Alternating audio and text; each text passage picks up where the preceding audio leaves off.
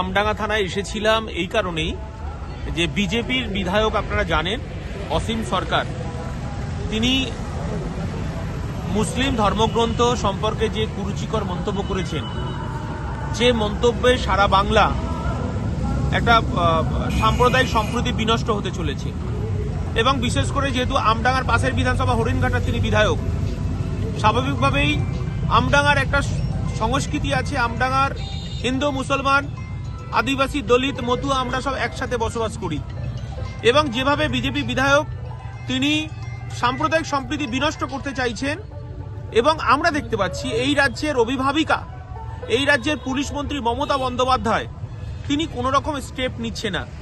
আমরা ধর্মনিরপেক্ষ মানুষ হিসাবে ইন্ডিয়ান সেকুলার ফ্রন্টের পক্ষ থেকে আজকে আমডাঙ্গা থানায় আমরা একটা স্মারকলিপি জমা দিলাম যে আমডাঙ্গায় যে সম্প্রীতির বার্তা আমরা তৈরি করেছি, আমরা হিন্দু মুসলমান একসাথে বসবাস করি, যেখানে কোনোদিন কোনো ফারাক ছিল না। কিন্তু বিজেপি নানানভাবে সামনে 2026-এর বিধানসভা নির্বাচন তাদের রাজনৈতিক ফায়দা তোলার জন্য এরা হিন্দু মুসলমানের বিভাজন তৈরি করতে চলেছে।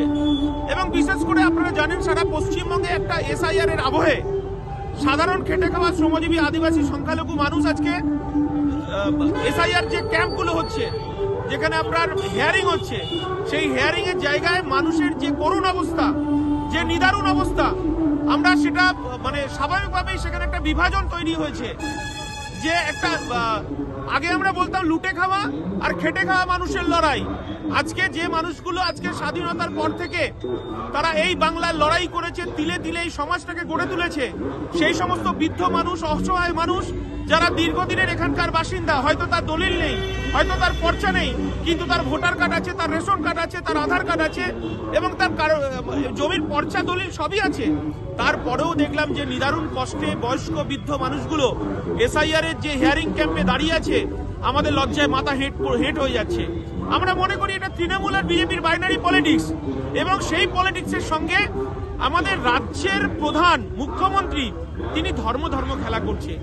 যে রাজ্যের মুখ্যমন্ত্রী, যে দেশের প্রধানমন্ত্রীর কাজ হবে বেকার যুবকের কর্মসংস্থান করা, কলকারখানার ফিতে কাটা, হাসপাতালের ফিতে কাটা, হসপিটাল তৈরি করার কথা, যেখানে বেকার যুবকের কর্মসংস্থান তৈরি হবে সেইখানে সেইভাবে কারখানা কলকারখানা তৈরি করে সেখানে পরিকাঠামো তৈরি করা।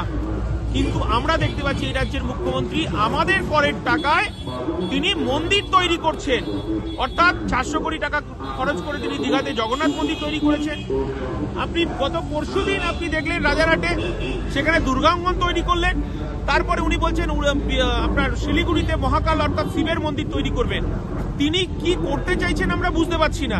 ঠিক অপরূপভাবে তৃণমূলের বিধায়ক আপনার হুমায়ুন কবির যেভাবে রাজনৈতিক নেতারা ধর্ম করে খেলা করছে, আমরা তার বিরুদ্ধে দাঁড়িয়েই এই বাংলার সম্প্রীতি, এই বাংলার কাজী নজরুলের তার শ্যামা সঙ্গীত হিন্দুদের মন্দিরে বাজে এবং আজানের আওয়াজে আমাদের ঘুম ভাঙে সকালবেলা। এই সম্প্রীতির বাংলা কখনো বিনষ্ট হতে দেব না। আমরা আজকে থানায় যে স্মারকলিপি জমা দিলাম, সম্প্রীতি যাতে বিনষ্ট না হয়, আইসি শুনেছেন এবং আইসি আমাদের পরামর্শও দিয়েছেন, আমাদেরকে সজাগ থাকতে বলেছেন। এলাকায় সম্প্রীতির বাতাবরণ যাতে নষ্ট হয়, যে কোনো সমস্যা হলে সঙ্গে সঙ্গে পুলিশ প্রশাসনের কাছে খবর দেওয়ার কথা বলেছেন। এবং মন্দির এবং মসজিদে তিনি CC ক্যামেরা লাগানোর কথা বলেছেন, কারণ সামনে 2026-এর বিধানসভা নির্বাচন, এই তৃণমূল আর বিজেপির হিন্দু মুসলমানের পলিটিক্সে সাধারণ মানুষ জাতাকলের মধ্যে পড়ছে। আমরা এই বিভাজন যে কোনো মূল্যে আমার দলের চেয়ারম্যান নওশাদ সিদ্দিকীর নেতৃত্বে এই সম্প্রীতি বজায় রাখার জন্য আমরা হিন্দু মুসলমানের ঐক্য, মতুয়া নমশূদ্রের ঐক্য, আদিবাসী দলিতের ঐক্য আমরা বজায় রাখবো। আমরা স্বাভাবিকভাবে এই বাংলায় যাতে বিজেপি এবং তৃণমূল যেভাবে হিন্দু মুসলমানের ভাগাভাগি তৈরি করেছে, এবং এই রাজ্যের পুলিশ মন্ত্রী মমতা বন্দ্যোপাধ্যায় যেভাবে শুভেন্দু অধিকারী, অর্জুন সিং এবং অসীম সরকারদের প্রশ্রয় দিয়ে রেখেছেন, আমরা আশঙ্কিত যে কোনো মুহূর্তে এই বাংলায় আবার কোনো সাম্প্রদায়িক দাঙ্গা লেগে যেতে পারে। সামনে 2026-এর বিধানসভা নির্বাচন, আমরা পুলিশ প্রশাসনকে এই বাংলার প্রত্যেকটা থানায় আমরা স্মারকলিপি জমা দিচ্ছি, যাতে এই বাংলার সম্প্রীতি যাতে অক্ষুণ্ণ থাকে, এই বাংলার যাতে হিন্দু মুসলমান, মতুয়া, আদিবাসী, দলিত তার ঐক্য বজায় থাকে, সেই মর্মেই আমরা প্রত্যেকটা থানায় আমাদের পার্টির পক্ষ থেকে আমার দলের চেয়ারম্যান নওশাদ সিদ্দিকীর পরামর্শে এবং দলীয় সিদ্ধান্তে আমরা প্রত্যেকটা থানায় আমরা ডেপুটেশন দিচ্ছি। আজকে আমডাঙ্গা থানাতে আমরা সেই কাজটা সম্পন্ন করলাম।